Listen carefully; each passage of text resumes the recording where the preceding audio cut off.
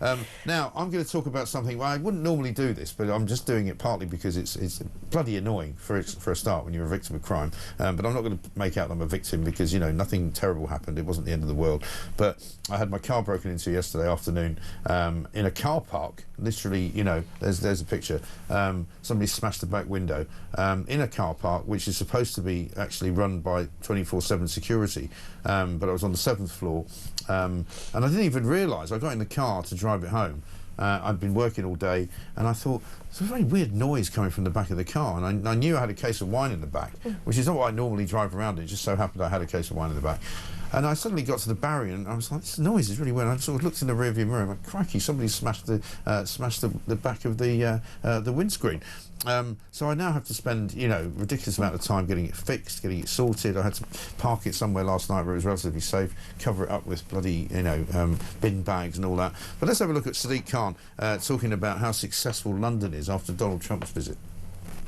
What it is about this Muslim mayor who leads a liberal, multicultural, progressive, successful city that means I appear to be living rent-free inside Donald Trump's head. Yeah, unfortunately though, London is now a bereft city, right? You can't walk down the street without being very careful not to get your phone out, without being very careful to watch all around you, particularly I presume as a woman. You have to be even more careful that you don't get molested or attacked or whatever. Well, I'm glad you brought this up because so yesterday I saw a video of my street. I recognised it immediately of yes, I saw this in Brixton, right? some teenagers having a knife fight in broad daylight, and I tweeted it. I said, oh, people shouted at me for saying London is, you know, an urban slum. You know, loads of people getting angry at me for that. And look, there's a knife attack on my street. And then, literally, as I was travelling home from work yesterday, I was on the tube, and there was a nut job on the tube who obviously had bumped the barriers in TfL, just standing there on their phone, not doing anything because they don't care. He went up to a teenage girl who sat next to me and screamed, and I can't repeat what he screamed because it's not appropriate first time in the morning, in her face, and she started crying. And he was just walking up and down the train screaming, you know, completely mad. You know, he had that look in his eyes where you don't know, has he got a knife? Well, you know? and also, given what we saw with that horrible murder in America, you just, everybody's on edge all the time, aren't they? Well, because I've been attacked on the tube before several times, you know, immediately just set off in my mind. Yeah, just randomly by these people. And I got off at Brixton, and he also got off at Brixton, and he just bumped through the barriers again.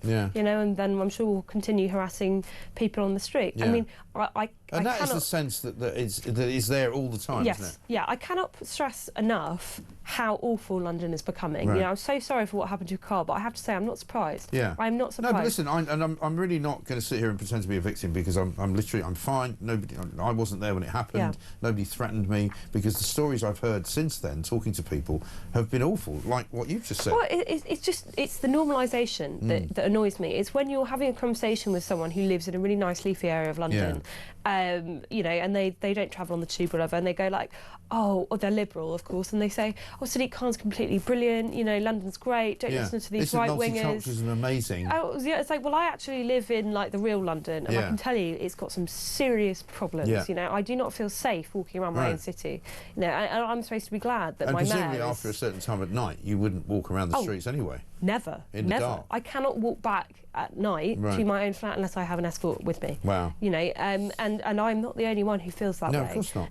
You know, this is why I'm going to move back out to Essex, where my family are from. But you know, why should I have to move out of a capital city when I've got to work in here? You know, but it's because of people like Sadiq Khan. It makes your life more difficult, and it really, you know, burns me when I see Sadiq Khan talking as if London is the most amazing city in the world. It bloody well should be, but it's not. Well, and I've lived here for a very long time, you know, decades and decades and decades, and I really object to people like Fraser Nelson, John Rentoul, and other kind of lefties who go, oh, you know, actually look at the crime statistics, they're not as bad as you're making out, and you're some kind of, you know, doom loop right-winger who's trying to make out that things are worse than they are. We're not doing that. Things are worse than they were. I can guarantee that because I didn't report the crime. I didn't bother reporting the crime now because the police do nothing. Well, Christian, my producer, said, did you tell the police? And I'm like, no, because the first thing I thought of doing was how do I get my window fixed? Because I don't really want to park the car with no back window in it. But the bizarre thing is that, you know, I stopped the car when I got it out of the car park, and I thought,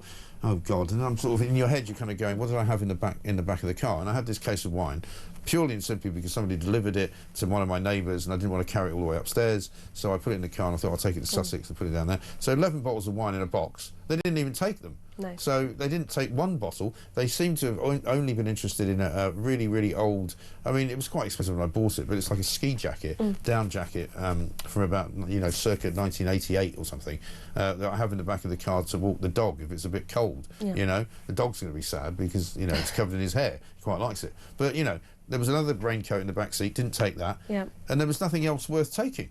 No. So, I mean, I guess the worry I've got is that is it somebody who just smashed the back window because they thought it's quite a nice car? It's a Maserati, you know. And if that's the case, that's even worse in a way. Well, I think it's the, you know, euphemistically called mental health problems. There are people who are just roaming the streets of London who are like a ticking time bomb. That you can't reason with them. It's not, nutters, I mean, as you say. Yeah, absolute nutters. It's not just. I know there's the organised crime. You know, I've had loads of friends that have had their phone snatched, and that's obviously gangs that are doing that. But it's also people who should not be allowed to walk the streets, who are just walking around and aren't in their right mind, and that I think is more frightening. And I've gone to this car park. I've been using it for about 6 years, and I've been told by the people that run it years ago that there's a guy that they know who goes around basically breaking into cars. They told the police about him. He goes around all the NCP car parks sort of in the general area. And if he sees something in the back, he just smashes the window, takes it. The police weren't interested. And they were like, well, we can tell you who he is. We even talked to him. We know why he's doing it. And they didn't do anything about it. I've also been in there on several occasions where there's been a few youths kind of up on the 6th floor smoking joints. And you can smell the marijuana. And it's like living in some kind of third world hellhole. Yeah, that's exactly it. Right? I mean, I just got back from a holiday in Poland. I was in Gdansk, and the thing that every single person I met said to me is like, do you feel safe here? Because they knew I was from London. Right. And I was like, I do actually feel really safe here. I feel completely safe walking with my phone out, completely safe walking as a woman alone at night, because there aren't people like that on the streets. And you know that if something happens to you, the police will be there immediately. I was the same in Dubai. You know, and I was in America recently as well, and not in New York, mind you, which is probably just as bad, but certainly outside of New York in Connecticut, and it was very safe. And I spoke to the auto glass people yesterday. The woman was like, oh, we're getting a lot of these at the moment in London, a lot of London and Manchester, people getting their back windows smashed, loads of it going on. And she said she had a nephew who runs a restaurant in London quite successfully. She said he was robbed the other night by a guy who just pulled a samurai sword in Soho out of his jogging pants and got his phone off him, got his watch off him, basically emptied his bank account. He managed to get the money back, and he said, and she said he was just glad that he wasn't injured and hurt, and he was still alive. My question is, how are these people living in London as well? Because I'm paying, you know, a small fortune. And like, these people clearly aren't working. I mean, I guess they're stealing things, but I want to know, like, why are they here? Where are they living? Who's paying them to live there? Who's keeping them out of jail? Because there's clearly some kind of coordination here that these people aren't going to jail. Like, I don't believe it's just the police are completely lazy, because if you send a tweet, they'll be at your door like that. They'll be there, you know, they'll be straight at your door. If you do a crime like that, and yet these people are allowed to roam the streets free and terrorise ordinary people. You know, why is this happening? There's something very wrong. And let's not forget, Sadiq Khan is now the Commissioner of the Police. And yet he walks around, you know, promoting London as if it's brilliant. I think we've got another thing that he tweeted here. This is Sadiq Khan on Diverse London. Let's check this out. I pray to the east, you pray to the sky, but in London, we're in the same position. I don't know you, but I'm proud you're my neighbour. So glad you're here with me. You bring different experiences, different wisdoms. You belong here, so be wide here. Being here isn't about origin or intelligence, it's about bringing your elements. Expand yourself with whoever's next to you. Lean on me until we blend skins. Blur yourself so you can focus. The bigger picture includes you. Draw on the human experience so you can illustrate humanity. Humanity starts with hue. Community ends with unity. Yeah, innit? my blood. Yeah, you're right, man. You know, but what? That actually made me want to throw up. I got no car window, man. So ridiculous. They took my jacket, man. Community in that, innit? It's just so awful. It's so. I'm so glad when that did Trump that become gave it the to accent from London? Well, my family are from London. They have the old Cockney accent. They don't talk like that. Yeah. It's just pathetic. It's ridiculous. You know, this is not what people like about London. You can tell it's not what people like about London, because when Trump came over for a state visit, he did not go round to whatever the hell was going on in those videos, those random outside celebrations, people dancing in wheelchairs, and you know, that's people come Free to London. Palestine. They want to see the old London. They don't want to see this new Sadiq Khan version of London. No one likes that unless they're paid by City Hall. Exactly. No one actually likes that. You know, I can't stand the man. I really can't. No.